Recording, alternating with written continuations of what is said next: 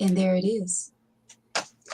We are live on this beautiful Tuesday night special day. Woo, woo! Let's get it. Wait, let me see if I can find it.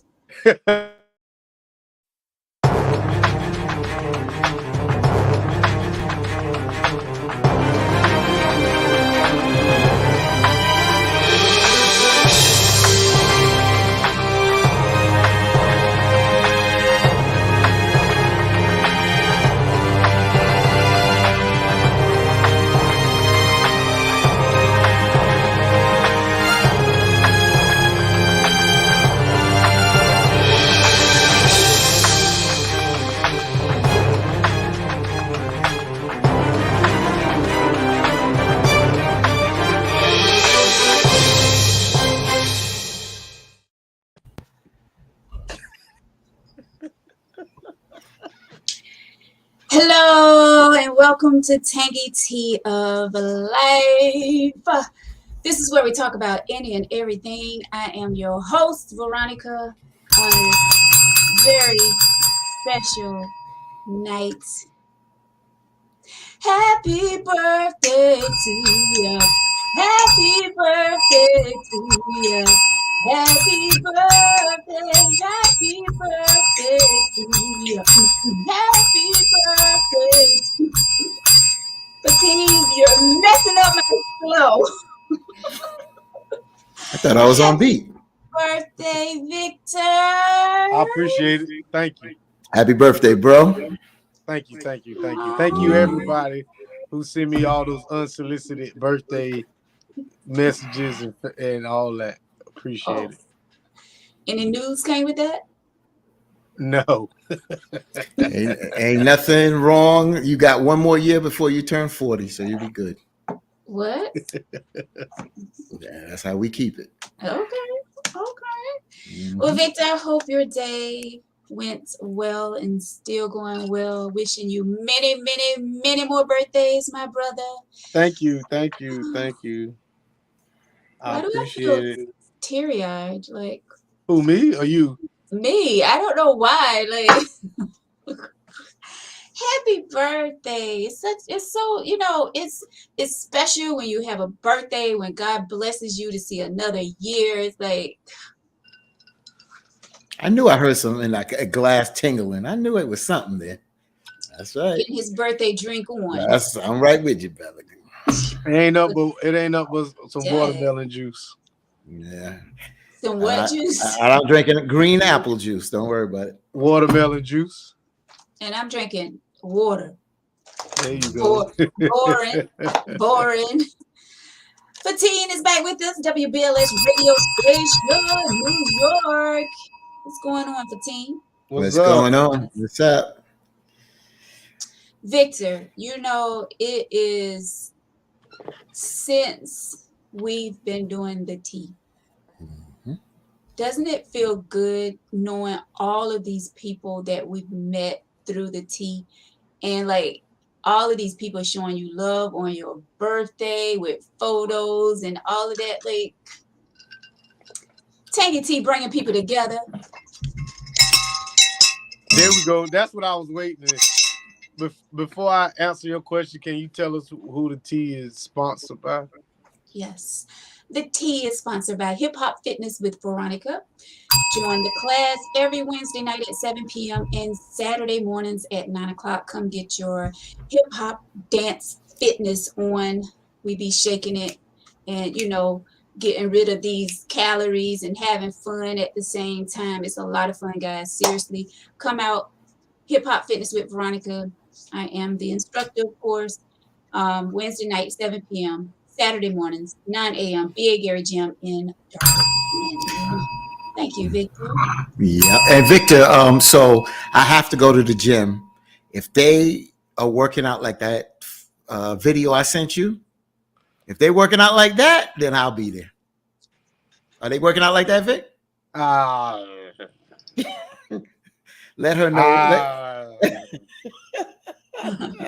Really? Oh no. You come for the workout, not to be No, it's a peaking. workout. No, it was a workout. It's a woman is fully in workout clothes, totally covered. But I'm saying, And you saying if we're working out like that, you're coming. I'm definitely coming like that. Yeah. It's the stretching. I like that kind of stretching. Yeah, that's really good. You using all your muscles for that. Oh my gosh. It's Oh, stretching. It's stretching. It was just a stretching. It's just standing straight up and taking your whole torso and almost touching the ground with it. Yeah, that's what you're doing. I like that. oh, all of us in class does that. That's what I'm talking about. Okay, I'm gonna be looking for that As you Saturday were saying, morning. Victor, Well, being as if I don't celebrate my birthday. It's just a day. But like I said, I appreciate everybody who sent me, texts and phone calls and inboxes and stuff. You really made my work day today really interesting. Let me say that, because I always hide it, yeah. but it is what it is, and I thank you for it. Maybe one day I used to, but I don't do it anymore. So Yeah. listen, bro, you get a birthday cake and someone in a birthday suit, and There we that's how go. you celebrate your birthday, bro. There we Don't go. do that. That's how we're supposed to celebrate. That's the way. Damn right. Damn right. Damn right. Any other way and tooting horns, and that's early in the day. Sunset. Time to set something off. Well, I So know how you what felt. about some lotion and an iPad? Oh. That's when you get over the hump and you ain't got nobody, bro. What? Alrighty then. Well, once again, happy birthday, Victor. I appreciate I it. knew how you felt about your birthday, but yeah, that's why I reached out Thank to you, Tori. But I saw the Yeah. notification this morning on my way to work, and I looked down and said Tori something, and I she kept blew it it. moving. And by the time I got to work, I see Eric, and I was like, it was too late by then. So it was cool though. I appreciate it. Be quiet, Stevenson. As you can see, Victor, you see all these comments coming in. I thank everybody. City Boys for the win. Thank you. Stanley, Patricia, Jason, hi, Tanya, Rodney, Chris, What's up, Chris? My man Sharon, Stevenson. Yeah. Stevenson. Right. You see that? Let's go, Veronica. Oh, wait. She might be talking about workout. Thank you. There you go. Denise said, where's the cake and the drinks? Hey, Sly. The cake at Freeman's, I reckon, and the drinks at Mickey Finn's. Oh. Hello, Tanya. Mickey Fins. Yeah, Freeman Bakery, man. Don't get me started. All right, guys. Welcome to Tangy Tea of Life. We're so glad to have you guys join us on this Tuesday evening. Now, the guys left it up to me to come up with this topic to kick off the show tonight. And I don't know. I have several topics, but I'll go with this one because maybe some of the ladies would like to know this as well. So we'll jump right into it. And you guys probably gonna be looking slow, but hey, As usual. as usual. So and you might not be able to answer this, but I just want to know like your thoughts. Okay, so like, what is and this is not only to Victor and Fatine, this is to the men that are watching as well. What is the most important thing when it comes to a woman to you? What would make you say that's her? Wow. She Wow. is the one.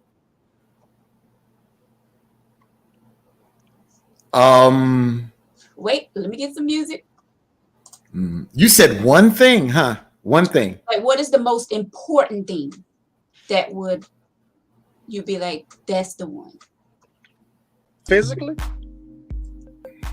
Not necessarily physically. I mean, whatever that will make you say, she's it. I'm done out here in these streets. It's her. Yeah, of course, it's hard to sum up something in one, but to answer your question, to play the game the way you presented your question, Mm. personality. Can you go further into that, bro? It's. So personality.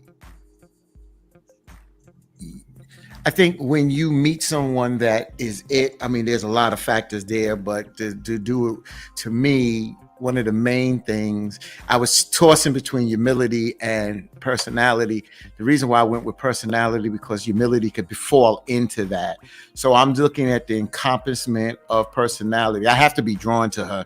So I'll stay away from all these other adjectives about her, since you asked for one. And I think personality can encompass those things. Of course, I have to be attractive, but I just think the important thing, personality, because once you speak with someone and you see how they move and the kind of way they present themselves, that personality, that encompassment, that encompasses the inner being of the person. So that's why I said personality. Well, personalities change. So, are you looking for like what's important, like a specific trait, personality trait, like caring, loving? Well, then that's where the humility comes in, because I think I've been, I'm just looking at by the person I was touched by before, and they had that humbling spirit. They had a kind spirit, but since Veronica said one thing that's important, I use the word personality because it encompasses so much in the person. But that humbling spirit about them, that means that they have a caring spirit, and it's not that they don't put themselves first at times, but they have a sense about other people's feelings and caring, and they are about taking care of others. So that's why I use the word personality, and to go to what you said, Victor, that humility, that humbling spirit of that personality. So for me, I even though I don't want to group all women the same, but all the women that I've ever dated had the same trait, and they were all nurturers. And I feel like if a woman is not a nurturer, she's not for me. I watch women, how they tend to their kids, how they just tend to, themselves. And, it's like little things, like if you have an animal, how you tend to that animal. You ain't talking harsh to it if the animal mess up. How you tend to your kids. And I feel like if we were to come together, you would treat me the same way. So to me, a nurturer is the most important personality trait, so to speak, that I feel like is for me. Those were very good answers. Very good, guys. I had you quiet for a second, but that was really good. Okay, yeah. Mm-hmm. So you see what Alicia said? Where's she at? Which one? The good question, V? No, she says. Yeah, the other one. My question is, will one woman be enough for a or the man, being that you can't find all in one woman? You want to go first on Vic? Or you? Yeah, you started first. Okay, so I'll go first. So to be honest with you, Sister Alicia, one woman can be the problem. The problem is, do we meet that one person that can that feeds everything that we tend to desire? And a lot of times we may not meet that. Just being honest with you, how we are born in society, how we're brought up. This is just me answering it, because one person could be good enough for one man. I just think that some men pull different traits from different women, and they have an appetite that sometimes one woman just cannot satisfy that whole appetite at the end of the day. So, you know, some men, one woman can, and at the end of the day, some one woman can't. So for me, I'm just gonna say no. I'm just gonna say no. I got to be consistent with what I've been saying on this show for the past. So one woman wouldn't be enough. Nah, not in my prime. No. Now where I'm at in my stage of life, probably, definitely yes, probably yes. But in my prime, So I feel like one woman can be enough for a man, but I'm with Fatim when he says it depends on the stage of life that you're in. So I think a lot of guys don't realize that you can have a woman that fulfill all of your needs, but it really has to do with your choice selection. Because just like we always harp on y'all about making bad choices, you know, choosing that player guy, choosing a guy with 10, 15 baby mamas, choosing a guy with no job, you know, you saw something in him that maybe the worst of the world didn't see. But when it comes to us and we choose a mate, I really feel like, you know, I always said it's strictly physical first. You know, we think you're attractive, this, that, and the other. But once we start getting in depth to feelings start being involved, you may fall short in some areas, but it's up to me to say, hey, I need this. And if you're willing to say that you're willing to do that, it's up to me to say, I'm going to give you a chance or not. And there's a time, and the time is ticking, you know, to see that. So I agree with what you're saying, Fatim. But like you said, the older we get, the more we realize that one woman can be enough for a man. that's correct. Chris Lucky says, first, Brittany says, love a boy for team. Chris said, it depends on the woman. Does she check all the boxes? I don't think no woman will ever check all the boxes, but she'll come damn close because, like I said, I can have a mental image of a woman, and it's up to her to mess that up. So in my mind, I really feel like a woman can check all the boxes off, but then as we go, you know, as we further into the relationship, my eraser gets pulled out, and I start erasing those checks because you may present yourself as this good, wholesome woman, and then I found out something about your past that you got a train ran on you. Then I'm like, I don't know if I really want to continue this. So then I start erasing. Not to say some guys like shit like that. That's just not something that I want to be walking down the aisle with as a passenger on the train. Also, I just want to add, you know, this is going to be, I know some people may challenge this. I'm trying to use the proper terminology, but you can have a complete woman at home. You can have that complete woman, and you can meet another woman that appeals to you. And that woman that appeals to you, maybe whatever that appeals to you, you're not trying to replace that woman at home. She's not taking the place. She might not even hold water to that woman at home that you have. So you ask, well, why would we go and risk that? It's the law of attraction. It's temptation. It's desire at the end of the day. And, you know, some people say it's greed. You want to have your cake and eat it too. And because we talk about us on our show, we're conquerors. Us men are conquerors.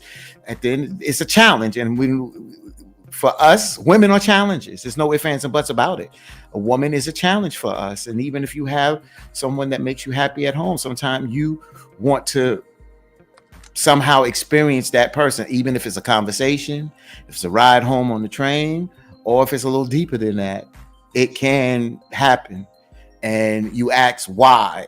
sometimes we just try to just be honest with you and say, hey, we was attracted to it, and that's sometimes the best way of answering it the best way we can. So I'm gonna say this. Y'all really don't understand how aggravating this is, but I saw something and it made me go somewhere. But Chris hit it right there on the head. Don't call me by my whole name. You ain't my mama. And Chris, I get it. I get it. Fatigue. You and Veronica, you probably done it too. We'll be doing something or whatever, and they'll call you by your whole name. And it's like, what are you like? Are you chastising me? Like, that just does something. When I hear that, it's like my whole name, especially if they know my middle name. And it's like, I think Chris was being funny just because I said his whole name just now. I think. Oh, did you? Oh, I think I said his whole name. So I think he was just laughing at how I said it. I didn't catch that part, but I'm gonna tell you something. That's another thing. Don't call me by my whole name, please don't, because now it's a whole. Now I'm analyzing it. Well,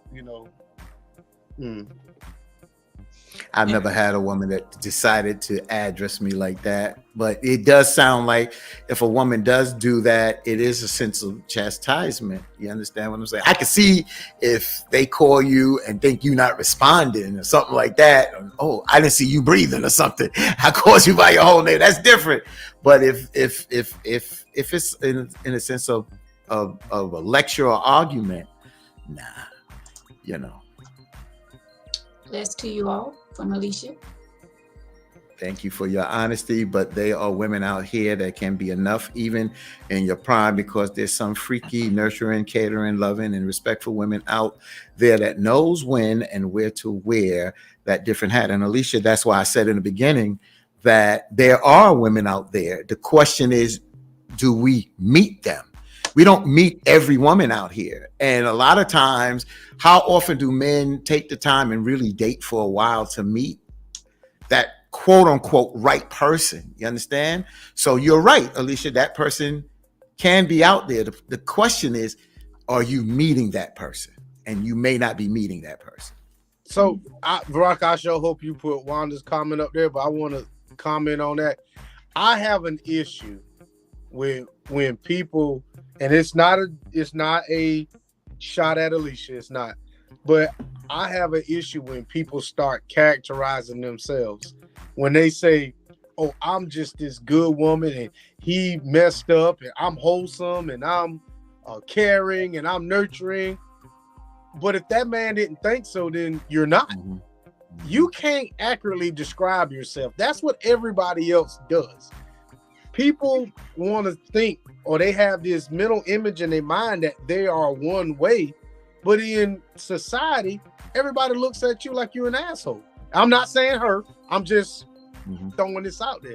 So that's why when I hear people say, oh, everybody knows I'm this, and I'm like, well, I don't see what you're talking about. So right. I agree with Victor on that, because a woman may look at it. I went to high school. I went to college. I have my own business. I have my own car. I have my own money. I have my own house. And I'm looking at myself. I'm an attractive woman and I have everything. But the question is, are you attractive? Or are you checking off those boxes for that man? And sometimes you women don't realize that it could be the way you smile, the way you laugh, the way you eat, the way you walk could be a turnoff to a man. And I've seen that. I've heard that from a woman. She's had a child from, and she's like, I can't stand the way he eats cereal. I can't stand the way he talks. And that's a turnoff. Oh, he said hit the bell. Thank you. You hitting points. I've been there, man. I've been there, and I've heard it from women. See, a lot of times when I give a lot of advice, it's not just from my perspective. In high school and college, especially in college, I hung out with a lot of women, and then I dated a lot of women, and I've learned from them. That don't mean that one or all these women you think like them, but a lot of the opinions I get is from women. So you're right. And we're not going at you, Alicia, but I agree with Vic. Sometimes you look just like I may look at it and say, "Oh, I went to college and I treat people decently," but that woman may not be attracted to something about me that I feel that I bring a lot to the table. So we got to be careful how we size our own self up and think that we are attractive to the opposite sex. So sometimes you may not be that whole package for him or her. But Wanda says, law of attraction desire sounds like lustful nature. It's okay for women to have some feelings of attraction and desires to conquer a quest. Does a man's desire and actions behaving in his lustful ways make him not wholesome? No, no. That's what we try to explain to you, sisters. That lustful nature is part of our nature. It's no ifs, ands, and buts. I think it's part of human nature. It's about how much control do we have with it, and how much is of our upbringing and who we are at the end of the day. But love, lust. I'll be honest with you. If you can still love your wife and lust after your wife, that's a beautiful thing. But if you can love her but fall out, I still love her but I'm not in love with her, I don't lust her no more, that causes a problem. Because if you still lust other women, then that creates a problem. It's reality out there, y'all. So I think this is where that double standard comes in at. And there's nothing wrong with a double standard. There are things that we can do that they can't, and vice versa. Right. And it sucks, but that's life. That's it. She made me think a little bit just now when she said the laws of attraction desires like lustful nature. Yeah, it's okay for a woman to have the feelings of attraction and desire to conquer the quest, but does a man? Yeah. So I think y'all use sex differently than we use sex. To us, sex is a conquering thing, but to y'all, I guess that would kind of be like conquering the quest with the sex. But I think women use sex more as a weapon versus a tool. That's just how I feel. Well, I ain't gonna say in the beginning. I guess in the relationship, because you reward our good behavior with sex, whereas if we'll give you sex because that's what we want to do. Mm-hmm. Mm-hmm. So I feel like when a woman No, go ahead. No, you go ahead. I was going to say, we give you sex just because we want to. We don't always give you sex just to reward you. So if a man, you ever heard a woman say this? "Ooh, girl, I'm gonna give him some. He did this, and this." Mm-hmm. But when we come home, we want sex because it's just in us. But sometimes y'all will say, if we go out and buy you a nice bag, or just go out and treat you to whatever it is that we treat you to, y'all will be ready to have sex based on that versus us just wanting to have sex just because. So I think the way we use sex and have sex is we use it differently. Mm-hmm. Yep. And a woman can have that conquering spirit, but I just think a woman conquering spirit is a little different than the men's conquering spirit. Yeah, a woman want to conquer, we want to conquer, and we as conquerors, it's like, a lot of people want to talk about the Bible, but they don't like to go to the part where they talk about where we men conquer kingdoms and this and that. We conquerors like that. You understand? And I hate to say this in a way because we're supposed to be a civilized society, but there's an inner nature of us all, and we do have an animalistic nature part of us, even though we're supposed to be above the animals. But I've told you before, a true man moves how he chooses to move, and that's it. That's it. And if he chooses to be that loving and kind person and this, that, and other, that's him. But a lot of men that are men, they move like they want to, but not being disrespectful. I'm not saying being abusive. No, I'm not encouraging that and would not condone that. But a man is not going to be treated like a boy, and he's not going to walk like a boy. And women sometimes don't like that, and they want to stand toe to toe with us like that. Can't do that sometimes. I'm sorry. Well, let's get into what Chris says. He says other Veronica, I just want to know why you was rolling your eyes. Because, you know, Fatin loves that topic. He loves. I don't love it. I just tell it like it is. Other women may appeal, but is it worth losing what's home? I've seen it, been there. It's a choice. Got to be stronger than that. Exactly. You know, V, to a man, no, let me back up. To me, once I had that foundation built with someone, it's really hard for me, the older me, to shake that. Because I try not to put myself in a situation where as if it looks a certain way. So don't get me wrong. I see, tail and boobies all the time that I'm like, I bet you that would be nice. But like you said, it's just not worth it. Right. The older me, I'm like, it ain't worth it. Because whereas if I could take a chance and strike out here and it get out that, hey, Vic tried to holler at old girl, right. I know I can go home and give her these 3-4 minutes and keep it moving. Mm-hmm. You can give it a 3 or 4 minutes on your birthday. That's okay. Yeah.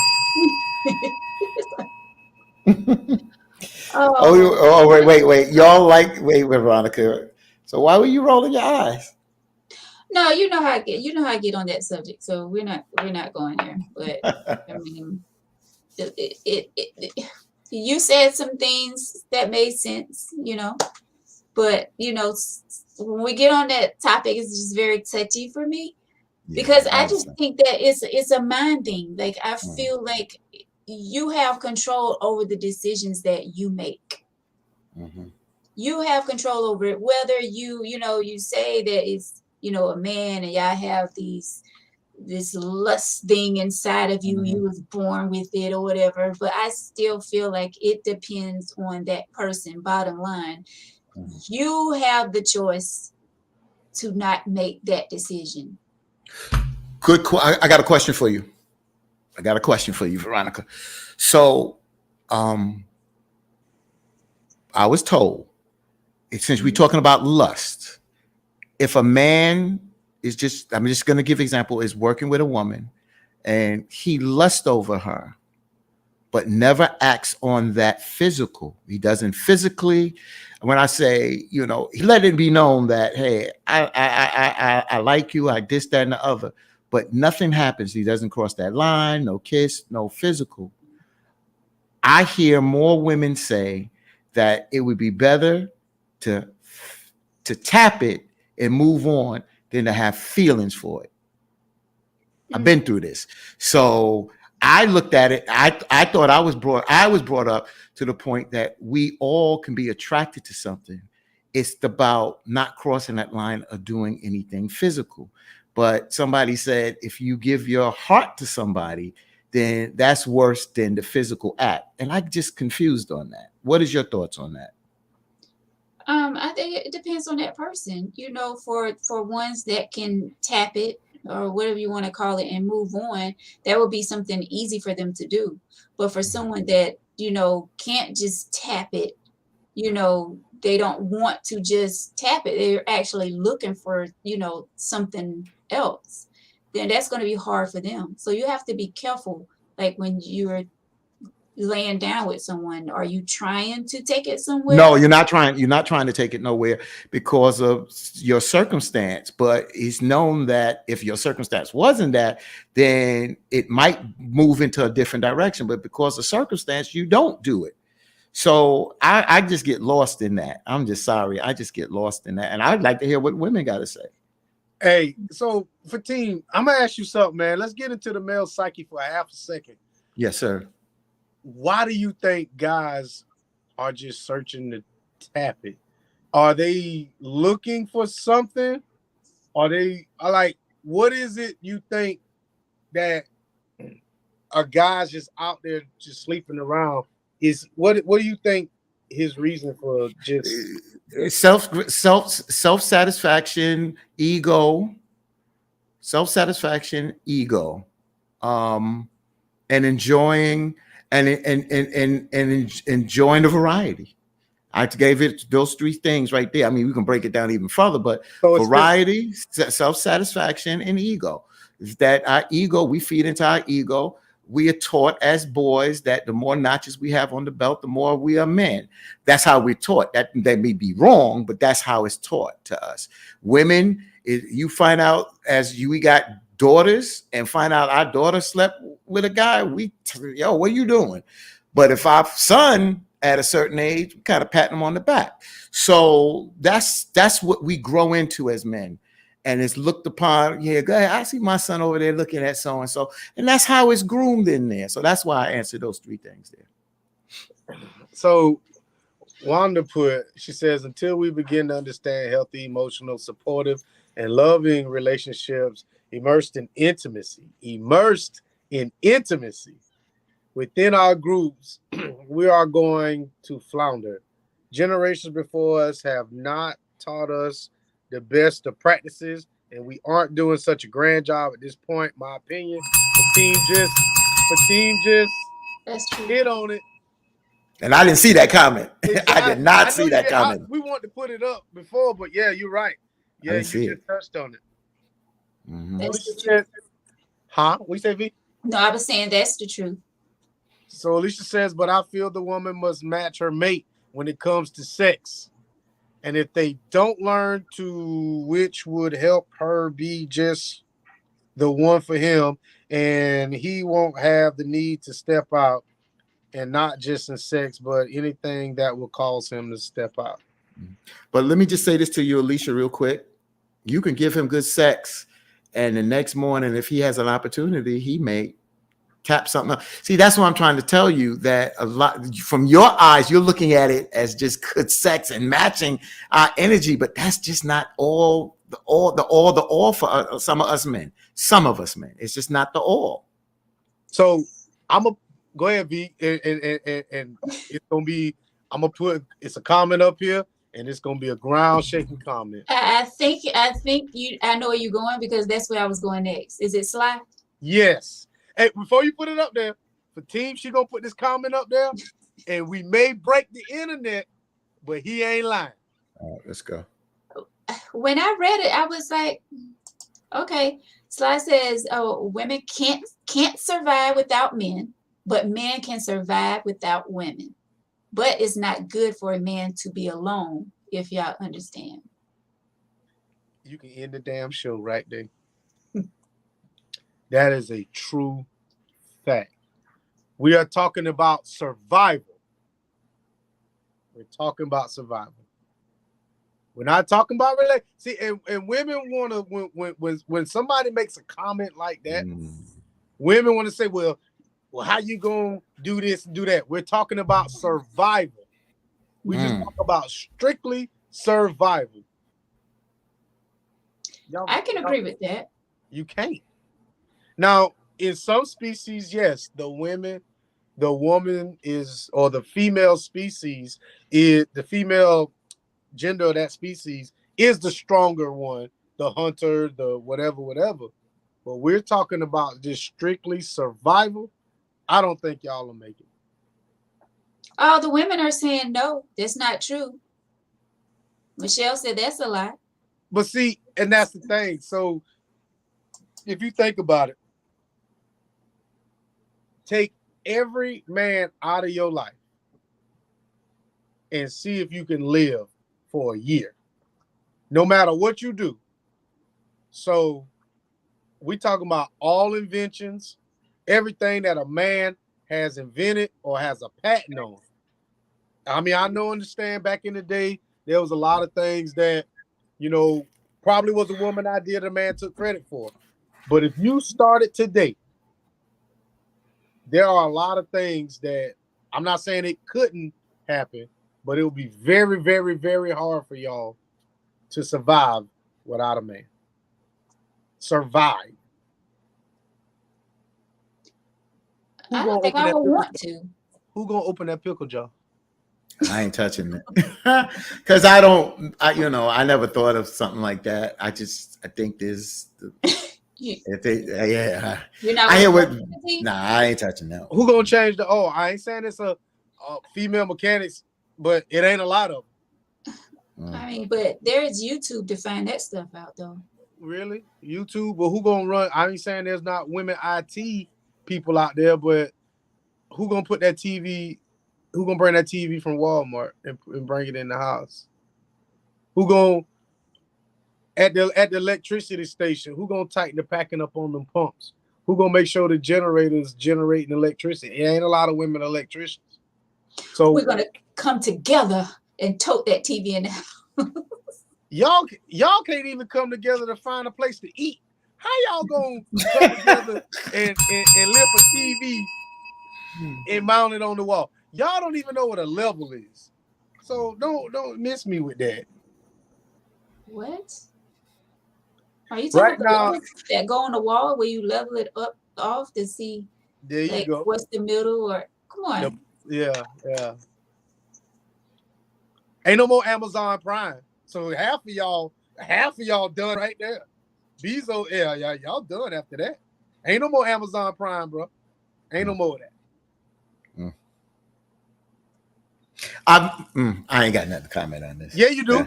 Yeah. Say it, bro. Say Say it. it. I ain't got no comment on this one. What I gotta say, they have nothing to do with it. I mean, I just think that there are tribes of women that are dominant, and they move like men, and the men are more docile. They're not feminine, but they're docile, but the men are still part of that culture to do certain things. So I never looked at it who would be able to survive without who. I do know that women are stronger. They are stronger Yeah, on a but lot of still, emotionally. I think the physical strength, y'all don't match men.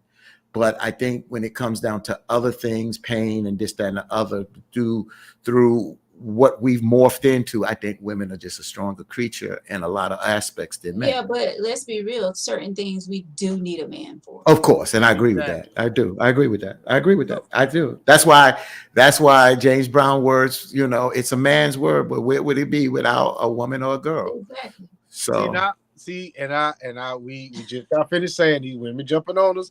You wouldn't be here without a woman. We're not talking about that. We are talking about survival. We're not talking about how I got here. We're just talking about right now. If God stopped all sex, there's no more babies being made. It's men against women. Not to say that we would fight or no shit like that. Y'all would fall off quicker than we would today. Now, back in the day when our grandmamas and our great grandmamas was around, them, I'm not saying y'all ain't women now, but them women was different than the women now. Because back in the day, we all know our grandmamas and our great grandmamas could run a farm by herself. damn right. She could plow that field. She could snap that chicken neck and do all that. She didn't need a man. She wanted a man, but she didn't need a man. Oh, she had a man. Oh yeah, she had a man. She had them childbearing hips, but she could open that pickle jar. Y'all can't open that pickle jar. How you gonna reach the stuff at the top shelf? You can't do that. Where you gonna get your step stool at? Huh? Low. Where you gonna put it in your little car? Y'all ain't got no trucks. We drive trucks. I hear you, V. And look, Christina said, I'm surviving right now without a man. All right. Hey, I can't confirm nor deny that, but I get it. I get it. They are going in. See, that's an interesting point, what she just said. I want to go back to Christina real quick. She says she's surviving without a man, and I got that. And a lot of, that's one thing that's definitely different. You don't hear us men saying, even if we don't have a woman in our life, you don't hear us saying, oh, I'm surviving without a woman. We don't say that. We understand the importance of a woman. And because we've had maybe bad experiences with women or this, that, and other, we just don't throw. We may just say, but we don't say, well, I'm surviving without a woman. We just don't do that. And it seems like a lot of women get courage by saying, I'm surviving without a man. And I just, it's to me, it's psychologically, it's putting down men. And I when you make that statement, it's like putting down men. You don't hear us men that may not have a woman that is a committed woman in our life. We don't put down, well, I'm surviving without a woman. We don't do that because we know what a woman brings and we enjoy a woman. Hey, I'm going to tell you something. A woman, but one thing I can say about women and men, the big difference is how they live. Yeah. A woman could walk, you could walk in the house and you could tell if a woman lived there or not. That's correct. Oh, I'm saying you could just walk in there and be like, mm-hmm. yeah, a woman live here. That's right. Because y'all have a vision. Like you said, a man could buy a house, but a woman makes it a home. I think one of y'all said that last week or the week before. I did. But I really feel like when it comes down to it, we do need y'all for comforting and nurturing and all this other stuff. Yes. But strictly survival, nah. But we need to talk about that. And Veronica, do you notice that, or is that something you don't notice when women says, I don't need a man, or I'm surviving without a man? You don't hear us men say that about women. We just don't do that. I don't really hear men say. Of course, you hear more women say that than I know. I'm not getting ready to say that because we know we need a man, not like physically, but we know we need men. And I want to go back to Christina. Who gonna zip you up in that little stank dress? So Christina. There you go. So Christina probably responded, I didn't say I wouldn't like to have one, but right now I am surviving without one. I also answered the question that was asked, sir. So that's to me. So I'm just saying, and I appreciate that. But again, you don't hear men putting that up there. You don't see men comments like that, and we don't say that. And it's just, and not to pick on you, Christine, I'm not. You're not the only woman that says that. You're not the first one that says, I'm surviving. I don't need a man. That was something that was definitely big in the 80s, late 80s and the 90s. I don't need a man. Men say all the time, I don't need these holes. These holes. And Tim hit it on the head. There's a damn difference between a hole and a woman and women. That's right. So when we say we don't need these holes, we talk about women that ain't women. That's what we mean. Yeah. You don't hear us say that we don't need women. You don't hear men say that. So Stevenson says some of the women, they aren't trying to understand where you're coming from, Vic. And for Team saying the same thing, they don't. Yeah. It's like if we put women down, we putting our mother down. And that's one thing a lot of us men don't do. You know, verbally. I'm not saying how we treat women. It's another story. That's another conversation. But we don't come out verbally and say that. So let me ask you this for Team. You ever heard this? When a man, when a man leaves a home and that woman has a male child in the home, have you ever heard that woman say, well, you now the man of the house? And then she leans on that boy for certain things. I'm not saying every home because there's exceptions to every rule. But I have seen I've seen that more times than none. But when that mother leaves the home, yes, sometimes the man does lean on his daughters for things, but sometimes either that man will replace that woman with another woman, or he'll step it up. Or he'll step it up himself. He don't lean on his kids to fill that void that woman left. I have not seen that. Not in this time. Now, you talked about in the olden days about women. Back in the days, the man would lean on the daughter to pick up the slack because they categorize this is a woman's job and this is a man's job. So a man, if that woman left or died and he didn't replace that wife or that woman in the house, then he is going to lean on that daughter to pick up that slack. Back in the day. Nowadays, I'm not saying they don't lean on them to do a little bit more, but a lot of times it's just a different mindset today. And I'll be honest with you, a lot of us parents, listen to this here. This is interesting. I noticed this. We say to our kids, a lot of times, a lot of us say to our kids, y'all have a break. Y'all don't know how it was when we were growing up or when our parents grew up. And we think we're doing something for our kids. But in our head is relevant. But to our kids, they don't know a damn thing about what we're talking about.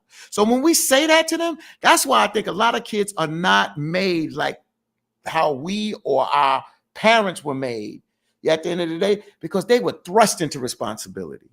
And now we don't want them to go through some of the tough times. So we're more lenient to give them. And sometimes by not giving them, we're denying them, making them stronger to survive in this society. This is what Norris says. All the women that are commenting personally, and the men are speaking in general. Exactly. Thank you, Norris. Thank you, bro. Thank you. Mm-hmm. And that's another difference, where a man can speak vaguely and generally, and a woman is, I don't need no man. I'm surviving by myself. Mm-hmm. We get that. But if you look at it in retrospect, you still are relying on a man for something.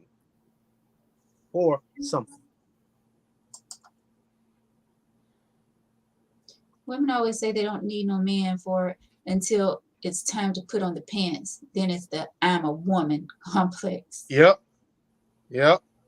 Oh, I'm a woman. I don't do things like that. I don't want to hurt my nails. I don't want to do this. Okay.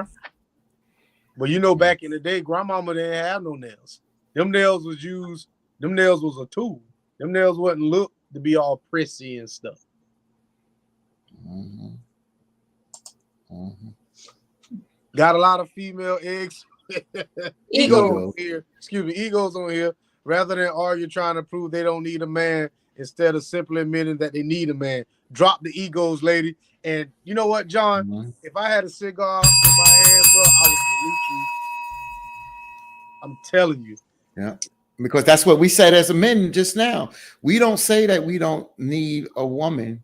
We can survive. You know, we may not have a significant other in our life or whatever, but we just don't say those things because we know how women. I know you're going.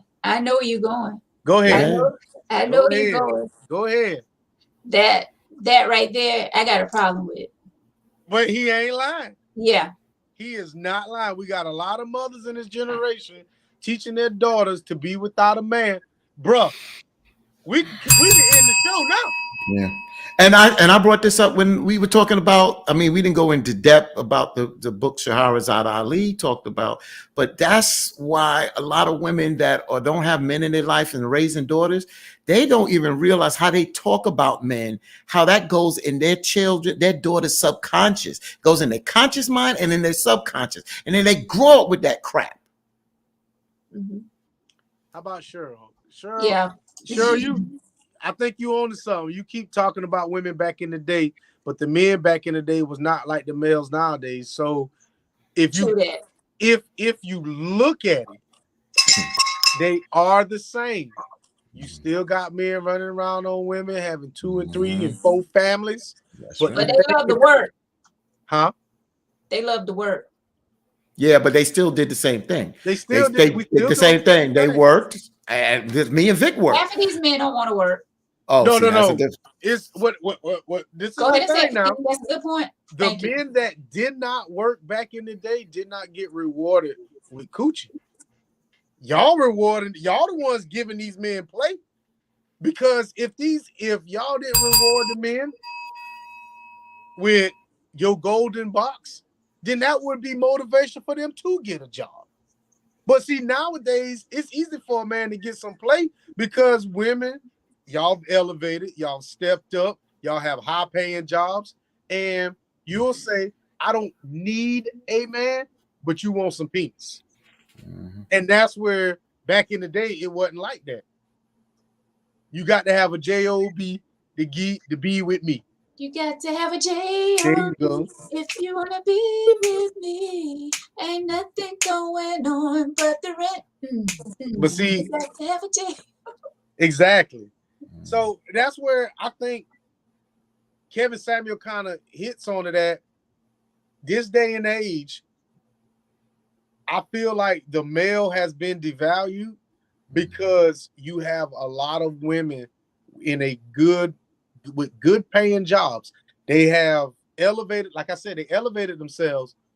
But instead of y'all finding somebody on equal level or finding somebody just a level or two under you, you'll reach all the way in the gutter and bring this, for lack of better terms, no good man up to you for him to use you. And now you feel played, and now all men ain't shit. Yeah, you know, And once he get to that level where you took him at, now he want to leave. But or he screws over you. Right. But that was his whole mentality the whole time. Yeah. And it's amazing. Now I'm gonna get personal for a minute. You know, it's amazing when I met Victor. I'm talking about the men, so Veronica, because you fit the category too on your end, but I'm just talking about us men. When I met Victor, and Victor was like, "Yo, I got to get up in the morning. I got to do this." I was like, "God damn, this boy work. He work a lot. He work all the time, right?"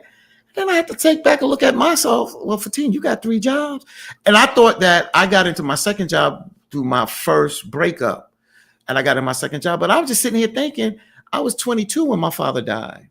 I was already working a full-time job. I had to take his job over. So I've been working 2 jobs or more than 2 jobs since 22. See, and don't complain about work. You don't realize it. You don't realize it. And you just do it. You know, I got 3 jobs now.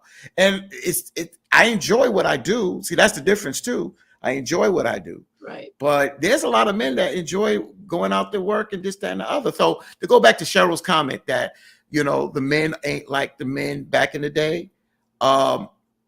Yeah, I agree with from the perspective that you might have more of a majority of men that working, but you still had men that still don't come and think that you're gonna be able to say, well, you had more loyal men back then.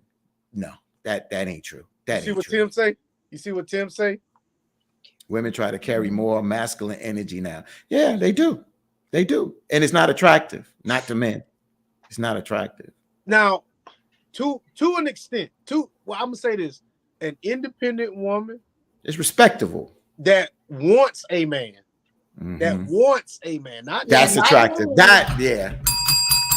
So that's where I can't. It was somebody right here where Nakia yes, said, Nakia. I get it. So Tim and Nakia, I agree with you both. An independent woman, because back in the day, that would be considered masculine. So an independent woman that wants a man, that's something to be desired.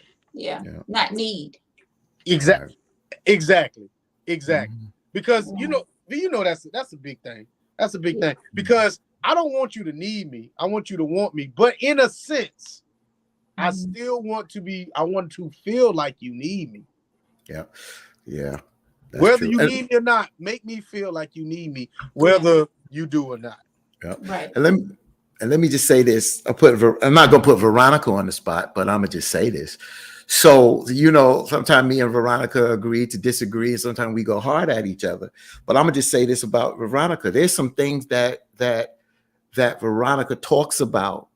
And one thing that I love about Veronica is she talks about that she has no problem looking back at her mistakes and learning from them and growing from them. That's number 1.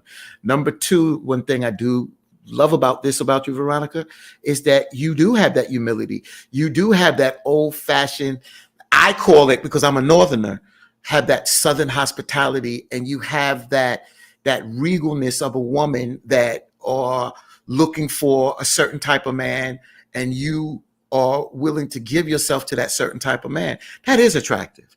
That is attractive. I may not, because you know how my comments go, but at the end of the day, no matter how my comments go, a man like myself or a good man, he wants a virtuous woman. They talk about that in the Bible. So I want to say that now. I applaud you, Veronica. No matter when we disagree, that's how we family do. But on the other end, that's something that we got to uplift at the end of the day. Fatin, yo, let me tell you something. Thank you. John Wait is on it tonight. a minute. You're Oh Fatima. no. I was clapping for you. And then I thank saw you. John's comment. Trust me. Mhm. Thank But you, Fatine. Thank you. That means You're a lot. welcome. You're welcome. Fatine, please. Most women think their penis is bigger than a man's. And as my daddy used to say years ago, two men can't be in the house together. Both parties must stay in their place. Just like two women can't be in the kitchen. Two men cannot be in the house. That's right. Veronica, I was not trying to steal your flowers. I was clapping, no. but I started reading John's comment and it took me you somewhere else. I apologize. That's okay. No, you're fine. Thank you. But I just want people to understand that about Brother Fatine, you giving Rowan Sam too much damn credit. Steven said, "Why I knew you was coming. I knew it." But Steven said, "No, he knew me long enough to know that." Let's see. Let's go back to what Cheryl said. She says the difference is the women now have their own money and do not have to rely only on a man to provide. If women could leave back then, they would have. I have to kind of agree with that because, there's a lot of outlets for us women these days. Back in the day, like our parents and stuff, they made it work even when they was going through, I'm not going to say most of us are quick to be like, okay, I'm done. They didn't have that back in the day. You know what I'm saying? Like they stuck it out no matter what. All these families that have outside brothers and sisters, like their parents stuck in there and just made it work. Well, the woman did.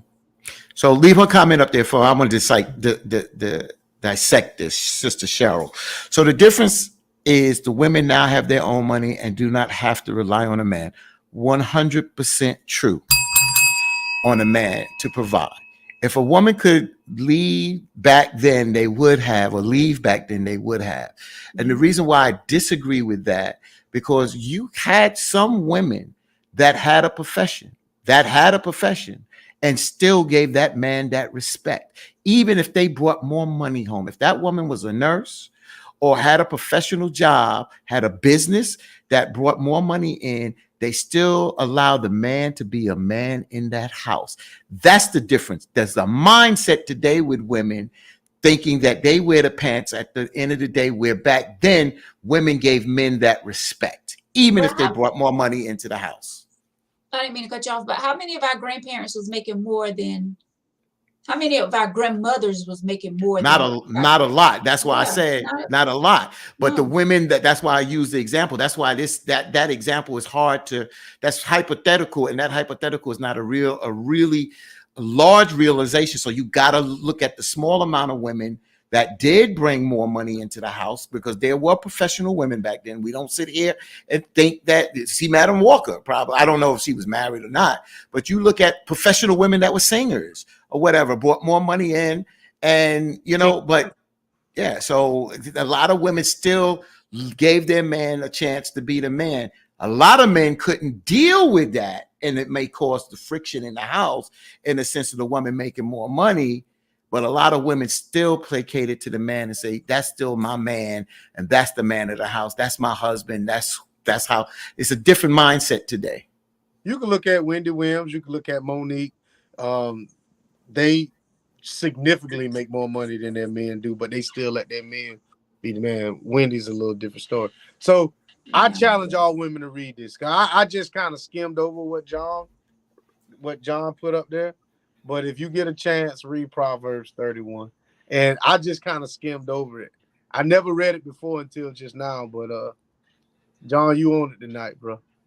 The whole thing? Proverbs? It's 31 verses in there. He means the whole 31? Okay. I'm just saying, okay, cool. Because it's 31. Proverbs 31. Yeah, but it's 31, verses in there. All 31. Oh, okay. Yeah, that's what I'm saying. I got it right here on my phone. Okay.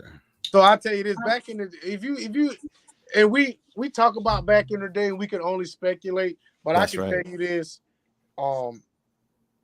my grandmother could probably survive without my grandfather, but vice versa, I don't think he could. Like I said, he would have to either promote the oldest girl or replace, if something was to happen to my grandmother, replace her with another woman. I don't think the men back in the day were as independent as we think they were. I agree with that. I I don't totally agree with that. I don't think a man was going to get in there, and you know, I keep visualizing the color purple, but that's a good visualization right there.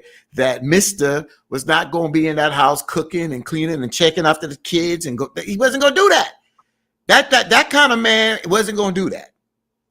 So I agree with you, Victor. So did we get softer, bro, or what? I think we did. I think you know what? You know what? To answer that, we got softer, and I'm gonna tell you why. I know women ain't gonna like this, but more I'm gonna tell you because my aunt approached my mom's about that and told my aunt, let my father handle me once I became a teenager. And more single parents now, and I applaud your women that are doing that, but a woman cannot make a boy into a man. And that's, I know women don't like to hear that. You can do and raise a child good. And I just think that some of us men have become softer because the lack of a man and the lack of him putting into his son. And I think that's why a lot of us we're not strong. Because my father was tough. My grandfather was tough on my uncles and my father. He didn't play. And those men were men. And still did shit. They were still men, took care of their house, went to work, did that and other, and still looked and talked and did their thing. Because it's considered the quote unquote thing a man, bless you, what a man does. But nowadays, a lot of men, young boys are not being raised by men. You think, look at these boys coming in the house, what time they want to, talking back to their parents. You let a son, I wouldn't even let my daughters talk back to their moms. You a son, man, I'm going, bro, there's one man in that house. And then some women don't allow that man to be a man to that son. Oh, you too rough on him. What kind of crap is that? This world is rough on your son. Yeah, that's true. You see that? We definitely can't raise a boy to be a man. We're not men, so we don't know how we're supposed to raise a boy to become a man. So they definitely need to have some type of father figure. So Patricia says, as women, we look at how our grandparents and parents lived and we stay in unhealthy relationships. Facts. Because grandma and granddad been together 60 years and we yearn for those relationships. And we did not know the inner workings of that relationship. Good point. We get caught up on that number, bro. You ever notice that? Like people, you'll say, oh, you'll celebrate. Oh, they've been together 50 years. They've been together 40 years.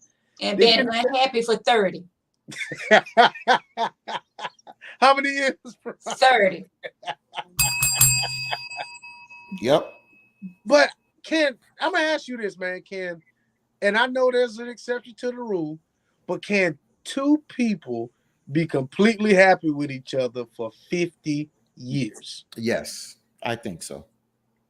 I mean, when you use the word completely, they're going to have disagreements and disagrees. But I think once they love one another, they understand one another, and they really enjoy one another, I think that they can, because as time goes on, you in respect one another. I think it can be. So you can. From 20 to 70.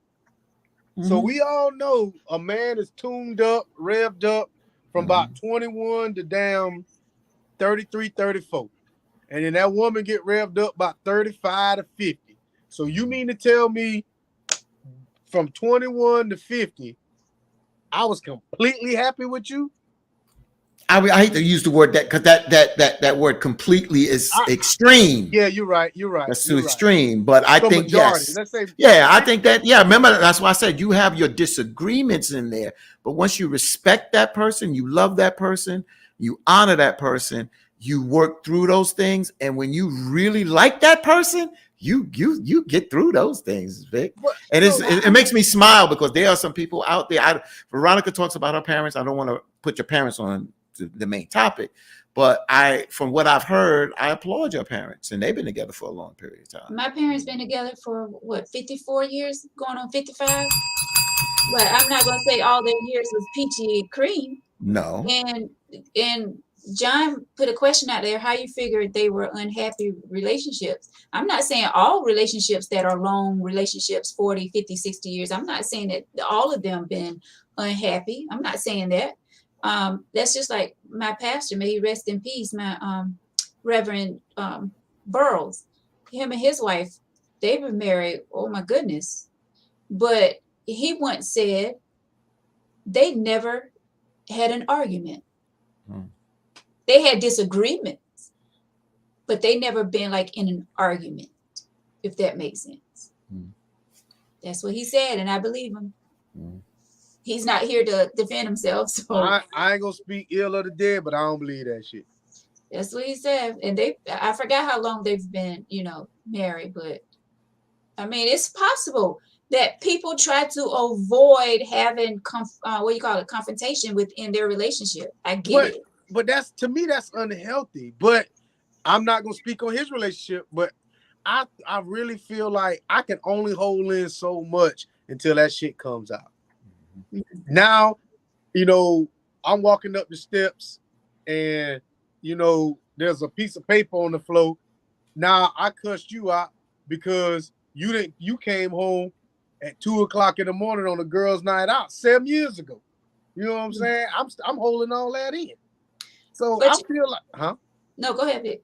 I just feel like you got to get all that stuff out, man. I get the disagreement, but in a sense, once we on opposing sides, that's an argument.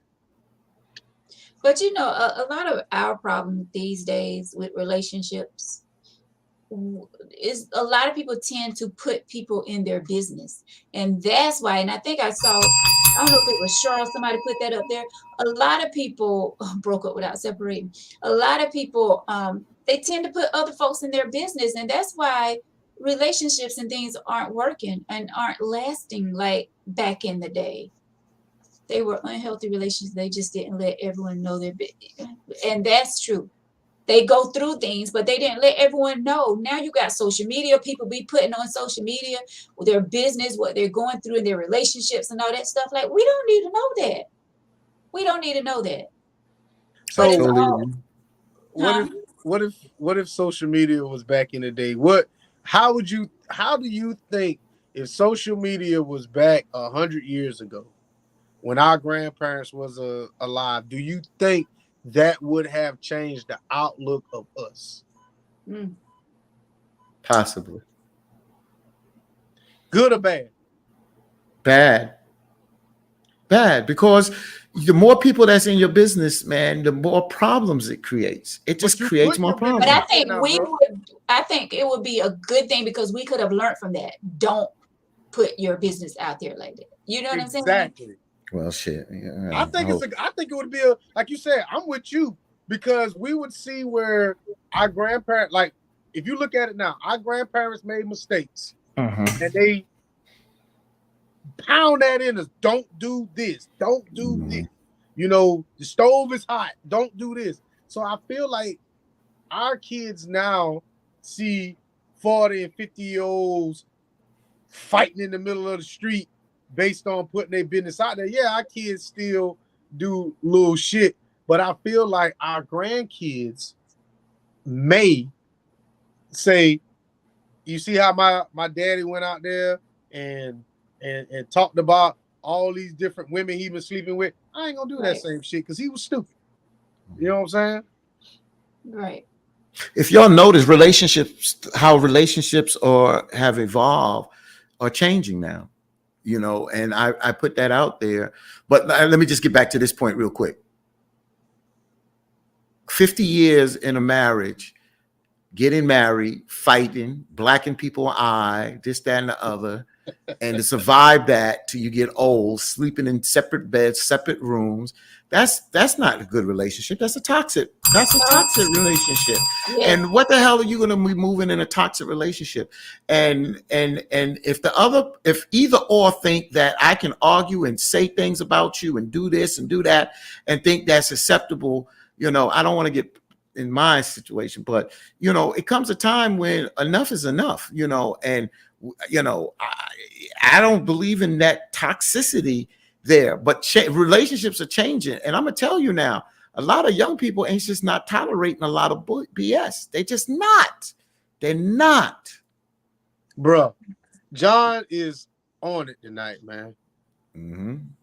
So John says, and that's the issue.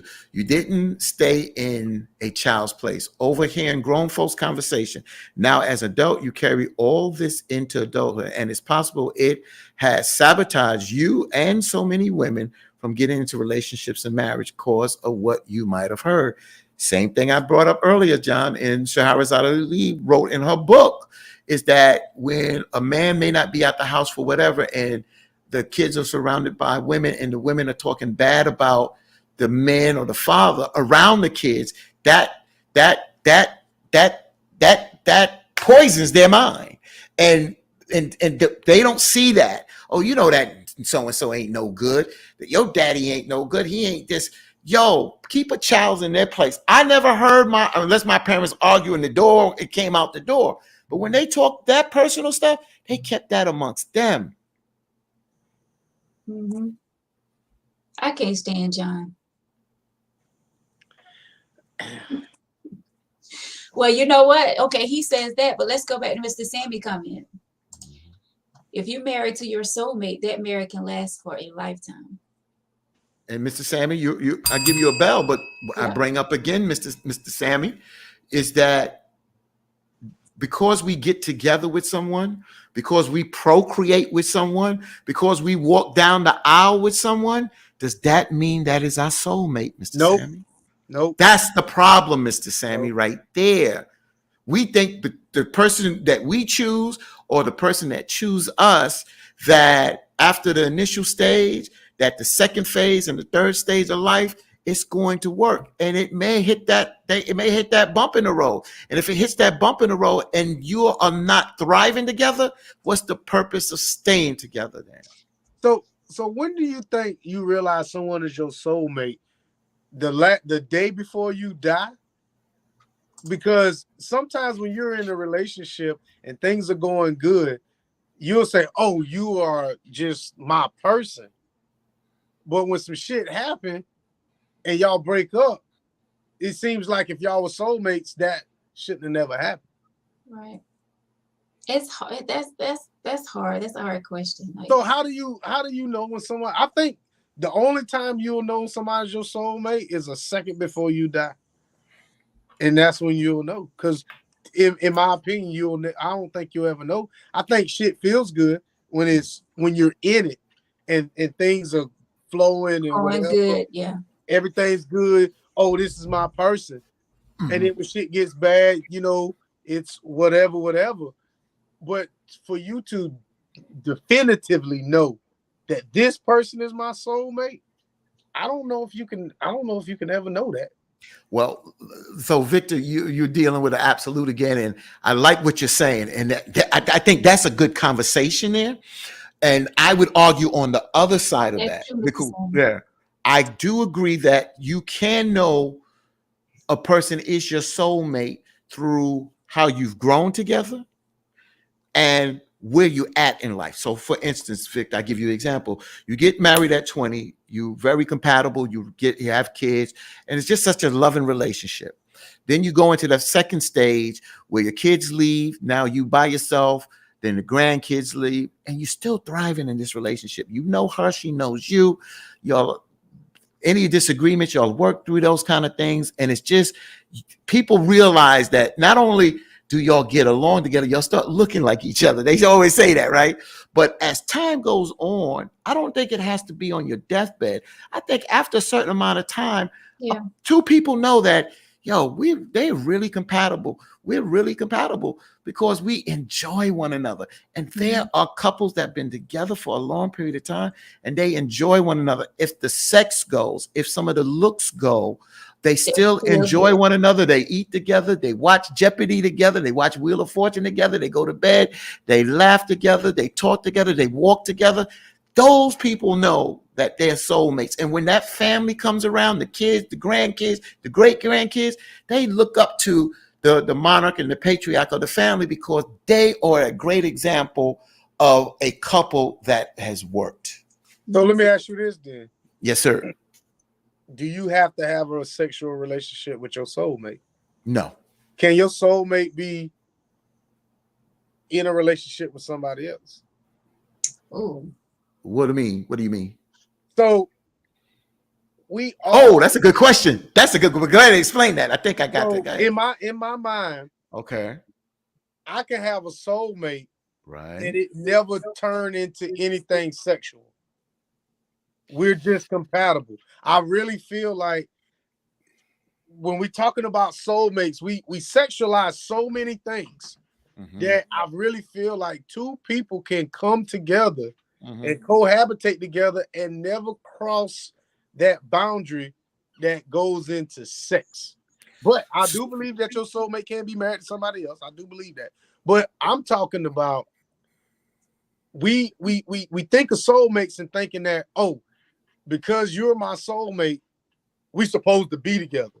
But in reality, there's a lot of, I think there's only one person for everybody. I really believe that. So you asked me a question. So the reason why I hear what you're saying is that when we use the word soulmate, we're looking at a significant other that you're in a relationship with, that there's no boundaries, that if you choose to have sex, you have sex. So if your soulmate is, if you feel that your soulmate is married to somebody else, but that is your soulmate, you cannot really say that is your soulmate until y'all are in a relationship to go through what two people go through in a relationship to call that a soulmate. That's my opinion. Okay. I disagree with you, but I understand where you're coming from. I get it. I get where you're coming from.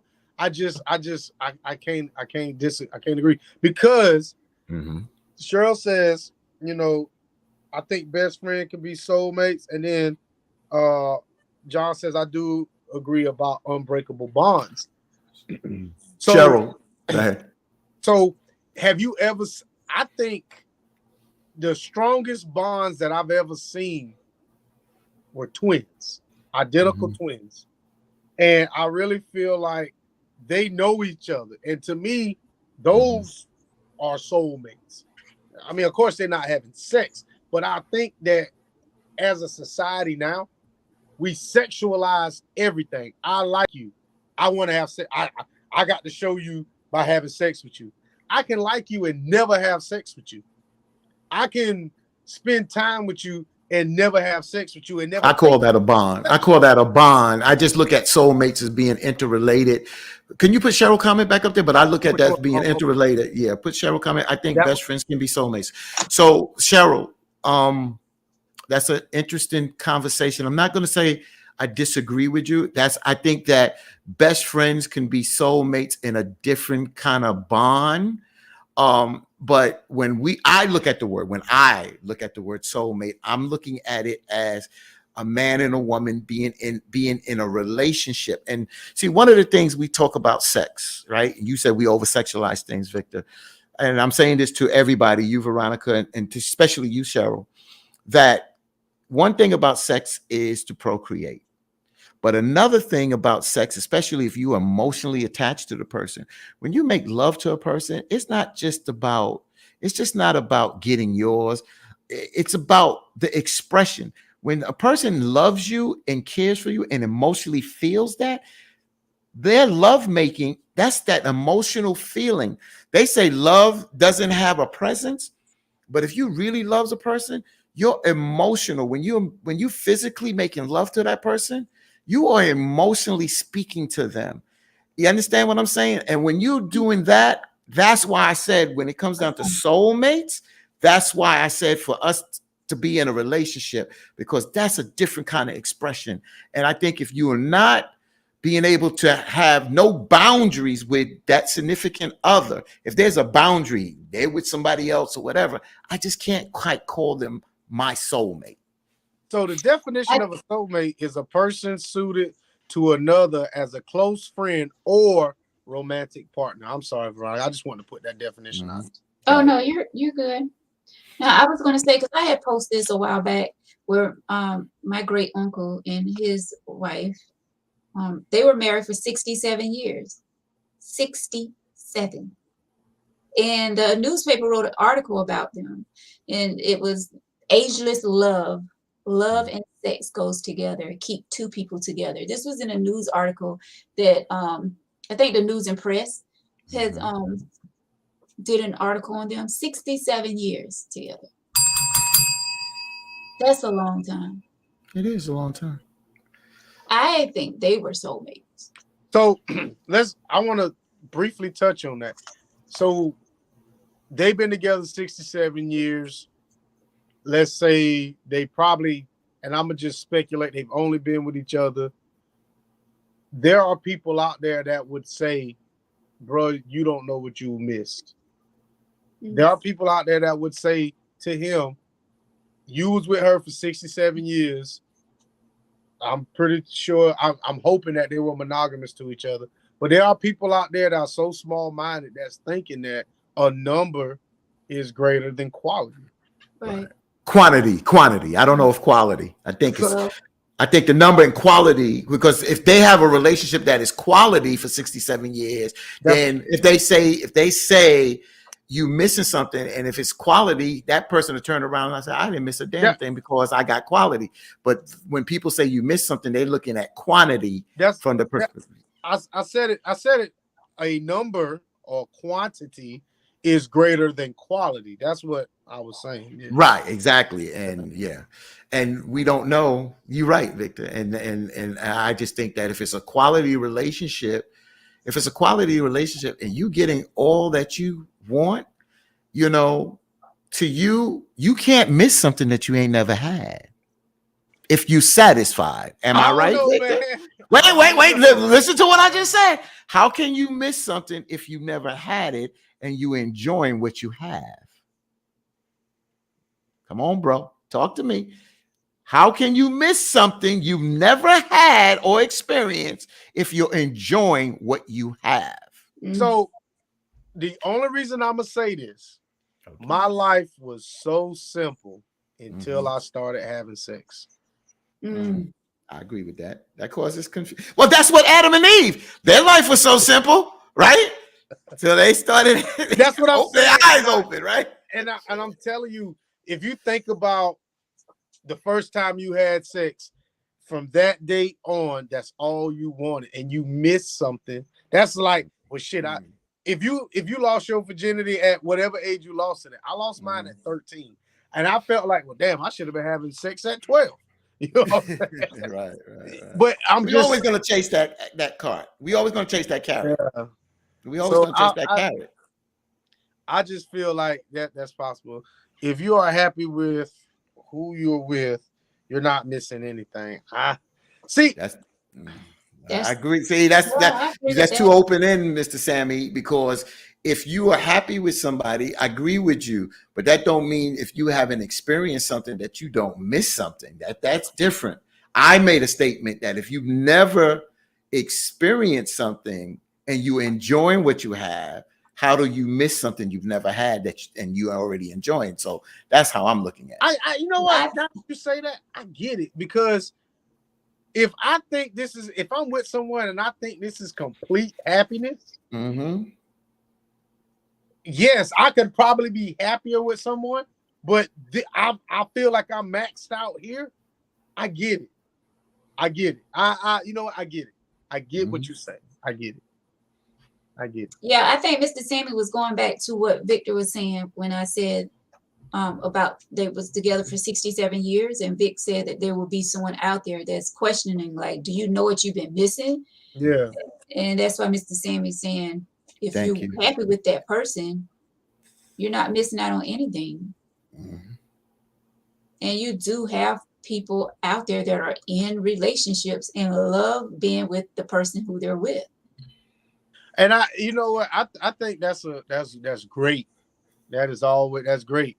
But she says curiosity gets people caught up. Yeah, Bree. I had to sit there and think about that, and yeah, curiosity. Yeah.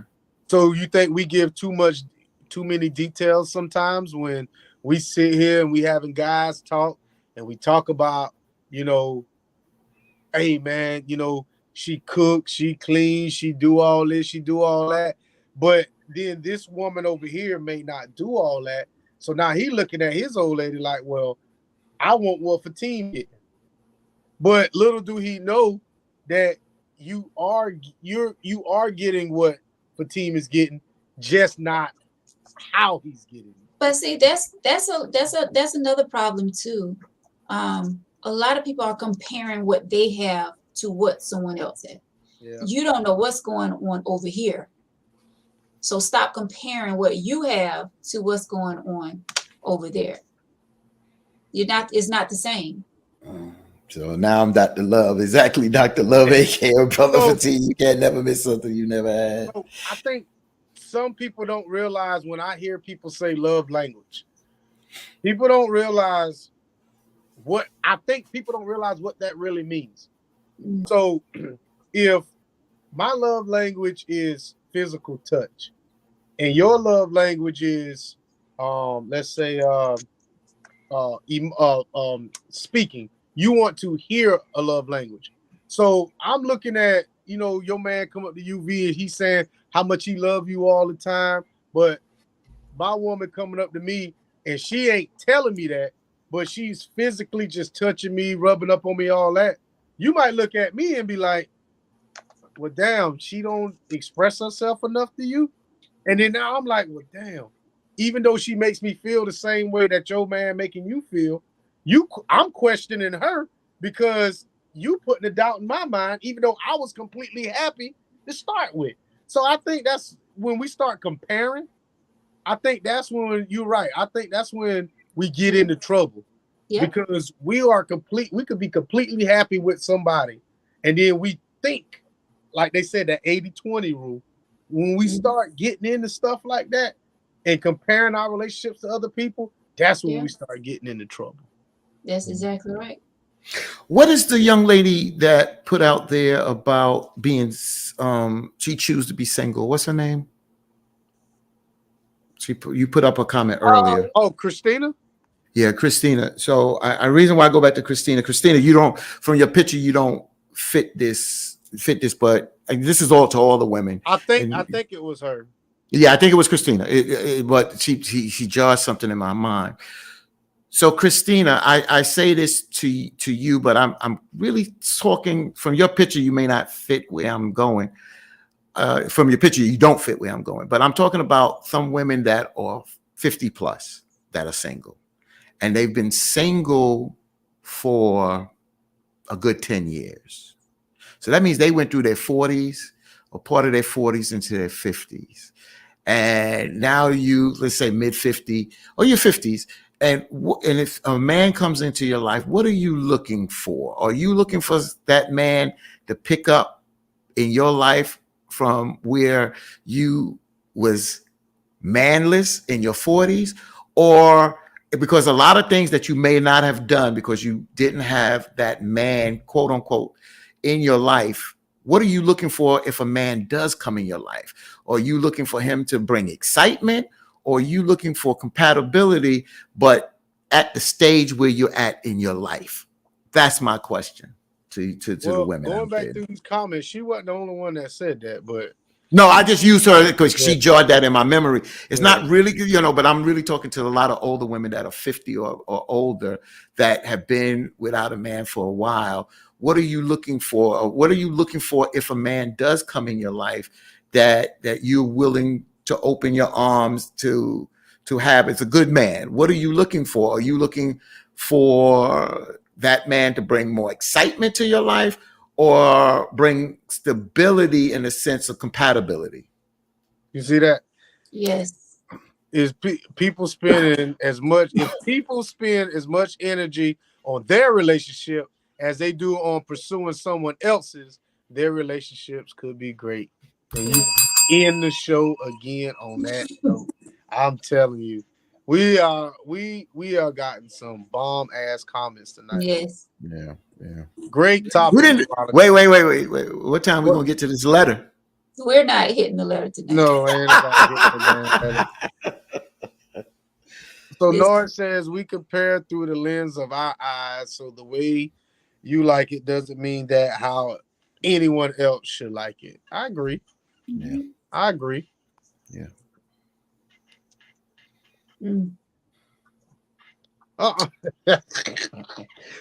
The damn Jaguar, man. Let me see what my girl Michelle. I haven't been well out, but I'm just looking for the excitement. I have the stability. I haven't been without, but I'm just looking for the excitement. I have the stability. See, that's the thing. We can be stable by ourselves. By ourselves, we stable. You know what I'm saying? I can't balance it. By ourselves, we stable. But the moment you add another motherfucker on that, it tilts it up. But you can't. I guess I could. Well, I guess I got a lighter here. But I guess if you equally yoke, right.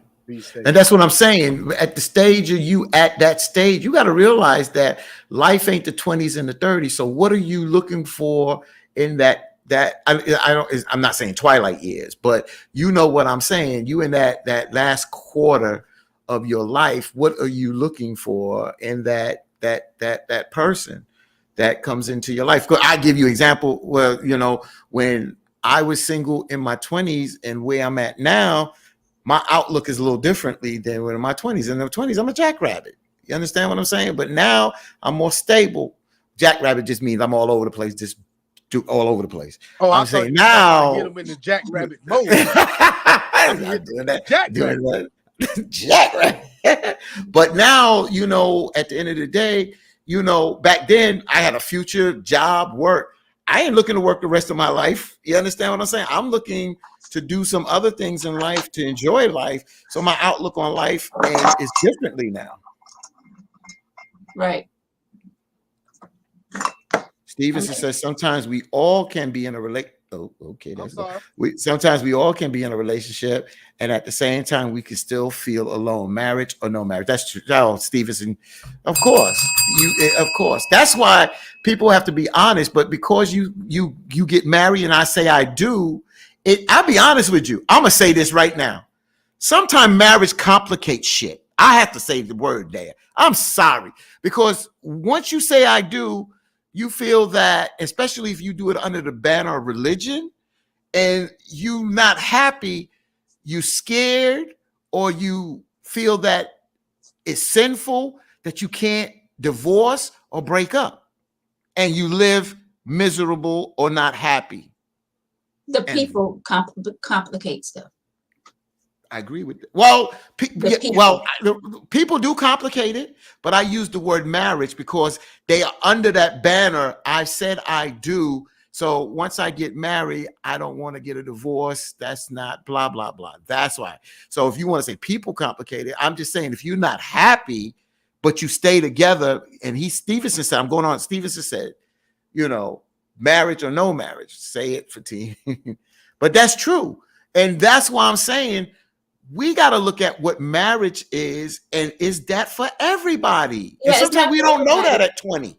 It's not for everybody, but don't say marriage complicates things, because I say sometimes it can. I'm sorry. Remember now, we got on this subject about marriage.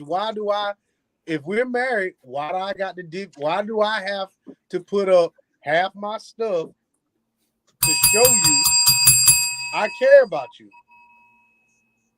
Now I ain't trying to get into that with you, Veronica, but all I'm saying is when it comes to marriage, I can sit back to I shouldn't have to divvy up my shit if it don't work. That's it. We accumulated, so like, in my opinion, you shouldn't need a prenup. From the first day we got married, we should both start at zero. All right. Whether you worth $1 billion and I'm worth $2. the moment we start making money together and accumulate things together, this moment we say I do, that should be divvied up. But what you bring to the marriage, I should not be able to touch, and vice versa. I agree with that. How I feel. We shouldn't need a prenup.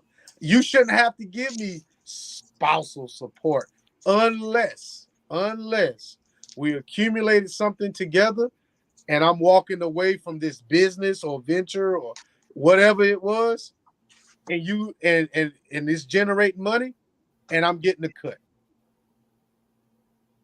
That's how I feel. You know, and I thought of you, Victor, the other day when the black actor from Grey's Anatomy. yeah. Because me and you debated about this, and again, I do realize that South Carolina may have different laws, but I don't know where the black guy from Grey Anatomy, he's not on there no more.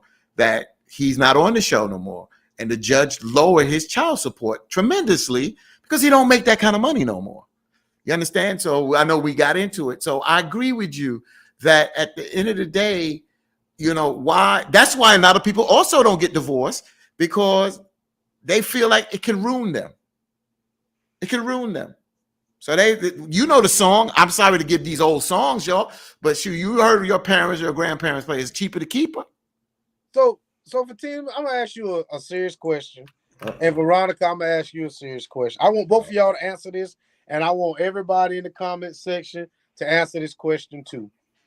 If you are single, and you are worth $100 million, what is the purpose of getting married? Love. So you got to be married to love someone? No, I don't say you got to. But the So I mean, purpose if that's of your getting answer, that's your married- answer. Huh? If you worth $100 million, what would be the purpose of getting married? Love. For me, I mean, not saying that I got to, but I want somebody to love and to grow old with. I'm not going to just jump in anything, but I don't want to be alone, die alone. And so my answer would be love. My answer is a standard. It's different. I have $100 million. I agree with Veronica on the love part. The reason why I say a standard, because I'll be honest with you, I had $100 million and the person wants to be with me and we don't get married and I love the person, I'm fine with that. But if it's a standard for me and a standard for her to get married, then that would be the standard. But if I had $100 million, I move differently. So for me, if she don't care about getting married and I don't care about getting married, I'm not getting married. I think So depends on the two people. In my eyes, if I'm worth $100 million and you know I'm worth $100 million, I would question why you here. Well, see, that would have to be someone. Well, not really someone. I mean, it would be better if it was someone that started from you. How they say it, from the bottom, and now we here. Like y'all started together when you didn't have anything, and now you're like LeBron and his wife, But Savannah. I get what you're saying, but I'm saying if you worth $100 million right now, Veronica worth $100 million. Everybody know Veronica got $100 million. Damn, Fitness with Veronica's, gyms all over the place, all this stuff, and a guy comes up to you, wants to date you and all this other stuff. I want to marry you, Veronica. That is definitely something that I wouldn't jump into. So you would take your time. Yes, most definitely.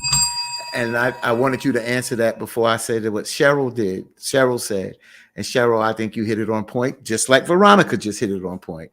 Cheryl said that's why Oprah probably ain't married. And, you know, she's been with Stedman. We don't know their personal business, but she's been with Stedman for many years. And from what we know, there's no purpose. She has him. She enjoys him. Again, for what we see. And that's the way it is. And we can question all that about. I don't hear a lot of people saying why Oprah didn't marry Stedman. I bet you they don't. I bet you don't. The pressure, she don't get that.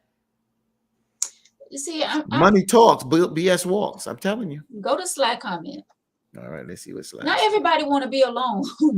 What's the use to having 100 million and no one to share it with? But you ain't gonna be alone with You ain't 100 gonna be million. alone. You ain't gonna be alone, You Sly. No, You ain't gonna be alone, no, bro. we don't want anybody coming in. But now. you know how many of them $40 I can buy?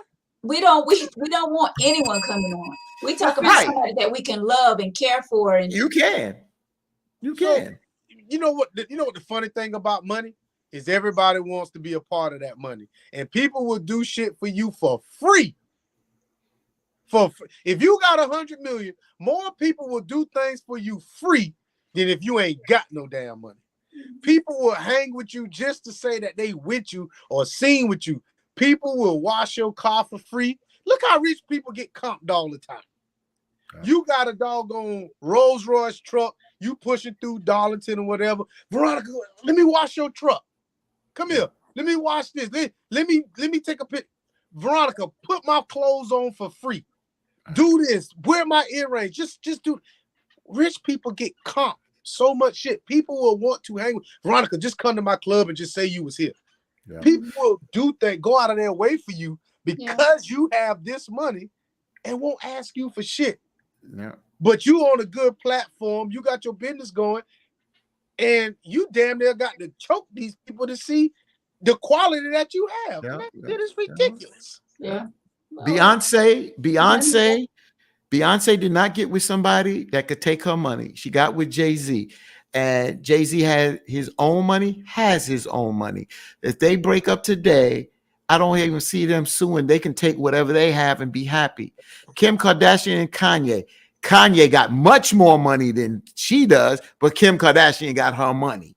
You understand? And even you She see got it the off of divorce him. now. She You got still it see off them. of him. Yeah, but you see them divorced now, and you don't see her. You know they trying to work this out, but you don't see her crying about child support at the end of the day. You don't. ASAP Rocky don't have the money. Remember, this girl's a billionaire now. Rihanna's a billionaire, but at the end of the day, this man, she didn't get with no bum that don't have no money. ASAP Rocky got money. But why would you? You know, that's what I'm saying. So that's what, but not why. Good point, Veronica. Why would you? Because what Victor says, why would I get with somebody without money? We talk about love, but love and no money, I have to question why you're getting with me. Exactly. I can't remember. Someone had an interview on the Breakfast Club, and they was talking about that. And Charlemagne, I think, asked the question of would they date someone without money, and she said yes, she would. And I forgot who that was. I don't know if that was Tiffany Haddish or who that was that said they would date someone that. I would think that would be more of a man thing. I would think a man would date a woman without money versus a woman. You would think Tiffany looking for some good. He was just asking her, because she's a successful woman, and so he was asking, like, would she date someone? I'm thinking. You see that right there? Of course, you're gonna get treated like a queen. You got queen money. See, I ain't got nothing. You know what I'm saying? I don't have much, but I understand that.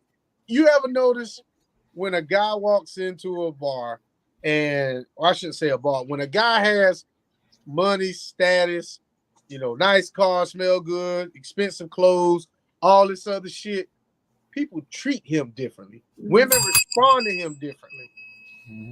But if a guy is just a regular dude working a regular job with a regular car, whatever regular is, he gets treated differently as well. Of course. That's true.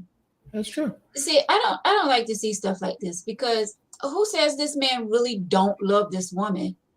ASAP Rocky was smart, put a baby in her rich SSS and secure his bag. I would put Riri on child support. He could. Women do it all the time. Yeah, but I'm just saying, how do we know that this is not like really love? Not everyone goes in a relationship thinking what they can get out of it. I think they love each other. They've been together a long time. I think they love like they relate. It wasn't out in the opening. I think they really do love each other. From me, from Effingham from the all the way to house. where they live at. But I think they love each other. But like John say, women do it all the time. That girl They Brittany do. Rayner. Oh yeah, women get pregnant to secure the bag to do it. Yeah, and I'm not denying that. I'm not saying that they don't, but I'm just saying like not everybody go into a relationship looking to get something out of it. You see this mess? I disagree with this. I disagree with that. And the reason I say I disagree with that, if I know I can get something out of you, and all I got to do is treat you with whatever, I just feel like I want to word this correctly before I say something I shouldn't say. If someone thinks they can get something out of you by just treating you nice, they're going to do it. That man sitting outside of Walmart wanting $5, $10, $15, he gonna put the little sad puppy dog eyes on, and he gonna sit here and look at you and give, man, bro, I'm just trying to get something to eat. Please help me out. Come on, man. Hey, excuse me, sir. They come at you with respect. So I feel like that's. If you meet a star, you treat them, your tone changes. Hey, blah, blah, blah. Your tone changes. But see, if a woman got money and a man don't have money, he's going to be nice to her. And when he pulls her, psychologically, he's always going to have in the back of his head, there's another man that got more money than me that can come and treat her like a queen, this, that, and the other. Insecurity sets in. I'm telling you. That's why I've said it before on the show. People date within their category. Y'all want to talk about, I date with this guy. Yeah, maybe, again, I'm not knocking people. I'm not rich. I'm far from rich. But at the end of the day, you kind of try to move in your circles.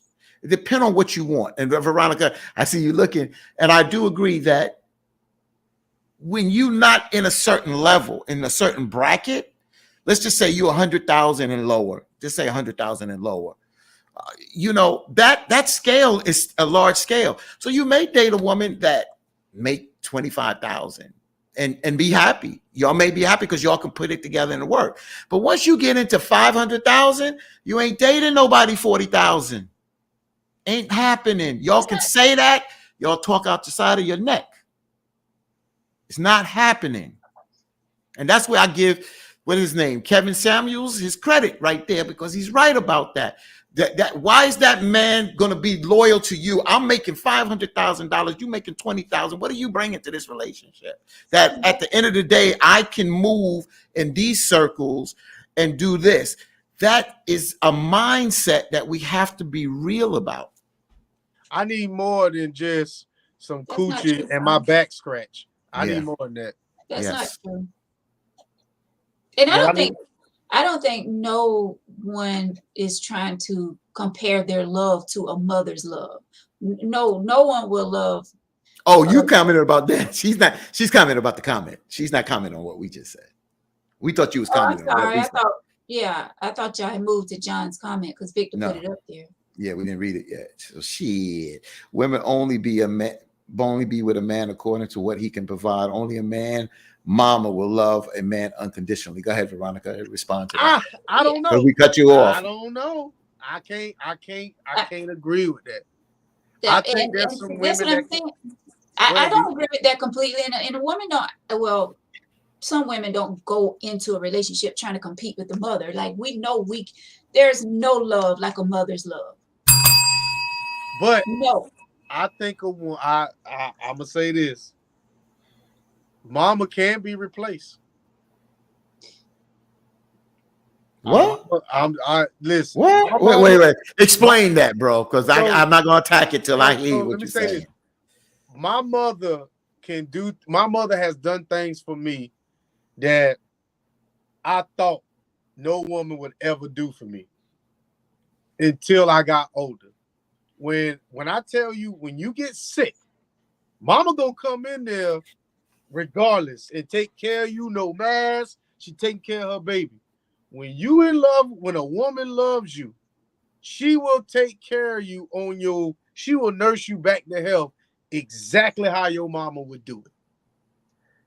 A woman, like, and I got this conversation with Sharon, a woman will wipe a man's ass just like your mama wiped your tail, but a man will not do that to his woman. Right. So that's what I'm saying. A woman can replace, I'm not saying mama, but a woman can replace the mama. Because to be honest with you, if you have a mama like mine, once the damn woman gets in there, mama gonna back up. Mm-hmm. Victor just opened another hour. I know we're not doing it, but you just opened up another hour of conversation. You know why? Because a lot of us men look for our women to be our moms. Damn right. Because we pattern some of our women in our mother's footsteps without the negative overtones. You understand? Because you know the good that your mother might have brought, but she might have whipped your ass and yelled too much. But the love that she brought, that nurturing thing that she brought to her son or her children, you're looking for that out of your woman. That's why a lot of men date or marry women similar to their mothers. Yeah, but don't say replace. But Victor said that. I know what he means, but it's a replace. Hey, it's motherly duties. It's a replace. It's a replace. Like when I use the word replace, but yeah, no one can ever replace your mother. But when I said the word nurturing, and I said that's a strong characteristic of what I'm looking for, my mother is a nurturer. And that is something that I feel as if is a very important characteristic. So I feel like in order for my mother to rest at night knowing her son is taken care of, I know my mom ain't gonna call me 10, 15, 20 times a day to make sure I ate, make sure I'm doing this and make sure I'm doing that, because she know me. But if she know I'm with somebody who's generally, looking out for me, she can take her back too. You don't have to worry as much. Yeah. Exactly. So that's what I'm saying. Your mama can be replaced. Not saying your mama, but she can be replaced. Yeah. That's why a lot of women that came into men's lives, they spend time with their mothers, the mothers and the sisters. So when they come over to the house on Sunday, they got in the kitchen and help mama and the sisters cook. And while the men get out there with, you know what I'm saying? And that in a way, so when you have that one-on-one with mama say, you got a good one there, boy, because I'm telling you, I see. Yeah. Mamas can feel that spirit. Yeah. You understand? That's true. See, that's what I do miss about that type of living. Yeah. Coming from a Southern family, I miss that. I really do miss that, man. The second wife, Rick. I'm gonna tell you something, John. I'm gonna tell you something. That I get it. We practicing because I don't mind wiping the monkey down afterwards. I can't stand him. So you tell me this, I ain't even gonna ask you. I'm gonna just leave it at that. I'm gonna leave it. I believe it. I ain't gonna say nothing. I'm gonna just politely take the comment back down. Thank you. Oh, Lord. Oh my goodness. Well, this has been a very good show tonight. Hey, but do y'all like Amanda? Nah, that's next show. Thank you. Cause you get ready to open up. Patine ready. All I know, do y'all? I mean, quick question: do women like to be white? Never mind. Okay. Oh, one of the things I'm gonna say this here, and I'm serious about this. I'm not laughing about this one because I don't want nobody to think. But one of the things, Victor and Veronica, for me as a father, I have grown daughters now, so they are cringe when I say this because they're grown now. But when I had to take care of them, not just change their pamper once in a while. When their moms would go in the hospital, I had to do that for 2-3 weeks. When you know how to take care, when you take care of a child, of course, when it gets to the point of an adult, we expect the adult to be able to take care of themselves. So we don't really see, because it looks upon differently when we have a baby and this infant and this, that, and the other. But I tell us, this is to us men, and I'm getting on us men that don't help their wives or the baby's mother take care of their children. Help take care of your children and do everything that it takes to learn how to take care of your children, because you never know when you're going to have to take care of your wife, your mother, your loved one. And you gotta, if you can do that, some people can't do that, but if you can do it, it has to be done right. You understand what I'm saying? The same way you take care of your child and did that, same way you might have to take care of a loved one. We don't have to always be old. God forbid if they get into an accident and they can't do so-and-so. So that's life. And understand when you say I do and get into that, that's what it's about at the end of the day. I mean, not even saying I do, even if you're like in just a relationship, like, and you've been with that person and you holding that person down, I will hope that you would take care of that person who you with. You don't have to be married to them. You know what I'm saying? But yeah, that's a great point for Tina. Yeah, Nakia, what's up, Nakia? If my husband is sick and I have to take care of him, then I will do it without hesitation, and he would do the same even if it means wiping my ass. You do it. You love someone, you pretty much do anything. Yeah, you got to do, and it's, I'm just saying. All right, guys, let's wrap it up. It's been a great show. John, your final thoughts? Oh, gosh. We didn't even get into the letter. Do y'all ladies like your monkey wife and warm or hot wash wrap or a hot wash rag? He meant probably. Please don't put up his next comment. Please don't.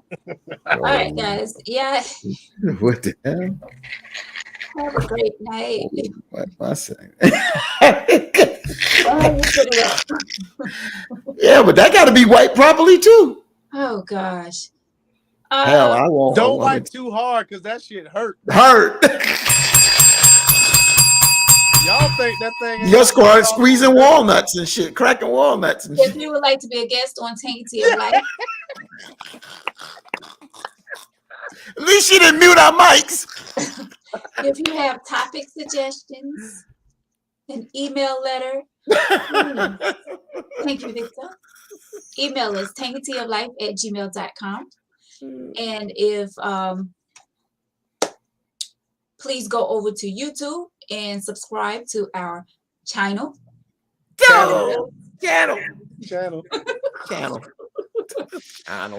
Tainty of Life is being brought to you by Hip Hop Fitness with Veronica. Classes on Wednesdays, 7 p.m., Saturday mornings at 9 a.m. at the B.A. Gary Gym in Darlington. If you want to come get a great workout, meet us there. 7 p.m.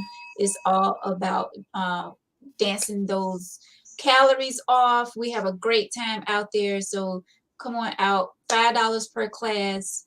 That's Wednesday nights, 7 p.m., Saturday mornings, 9 a.m. at the B.A. Gary Gym in Darlington. Yes, Cheryl.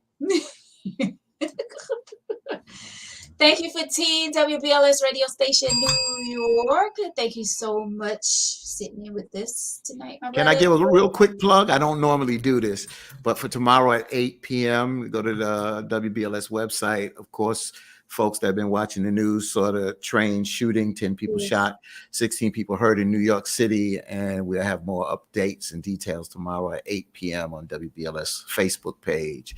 All right, so thank you for that, Veronica. Oh, you're welcome. Thank you. Yes, prayers are going out to the families, loved ones. Birthday boy, my brother Victor. What's going on? Thank you so much. And thank you for sharing your birthday with us. We appreciate that. I appreciate you for being here on your birthday. Much love to you. Appreciate it. Appreciate it. You gonna eat some ribs tonight? Kind of late for that, but Well, a young lady said on TikTok, eating her, you know what, is like eating ribs. You just get it all over your face, Vic. So, you eat ribs Oxtail. tonight, bro? Oh, oxtail. Okay, that's easy. I'm quite sure he got a tub of Nutella Wait, that's just waiting to wait. be touched. Run it up in somebody's tail.